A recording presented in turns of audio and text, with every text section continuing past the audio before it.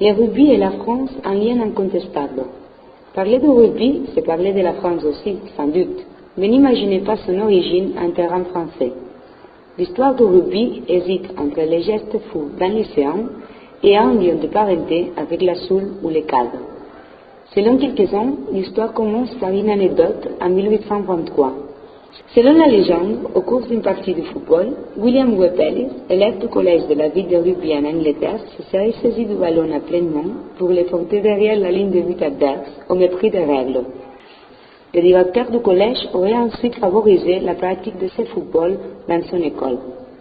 Selon quelques Irlandais, William Webb Ellis s'était inspiré du cadre, un sport qu'il avait pratiqué en compagnie de ses cousins. D'autres, au contraire, jurent que ce sport est un descendant direct de la soule, un jeu ancestral que pratiqué au Moyen-Âge, pendant lequel chaque village défendait sa réputation. Au milieu du XIXe siècle, le rugby n'est qu'une forme particulière de football, dont les règles varient d'un établissement à l'autre.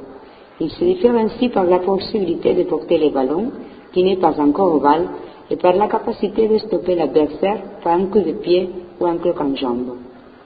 Le rugby devient un sport national en Grande-Bretagne, avant d'arriver en France, où le premier club de rugby à 15 est créé au Havre en 1872. Mais c'est en 1906 qu'a lieu le premier match international d'une équipe de France. À partir de ce moment-là, le souvenir français est plein de fêtes et de gestes historiques. Il y a plus de 40 ans que l'équipe de France se maintient à un très haut niveau sur la scène internationale.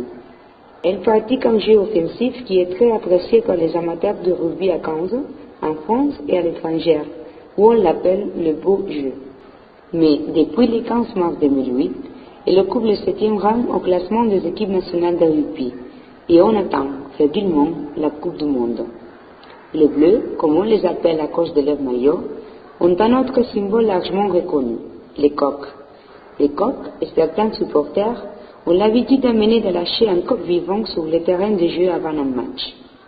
Et en plus, une curiosité. Si quelqu'un de vous veut voir un mélange de la culture catalano-française, n'hésitez pas à voir jouer l'USAP au stade Aimé Giral, au cœur de Perpignan. Vous serez encerclé par des centaines de drapeaux catalans. Vous ne saurez plus où vous êtes.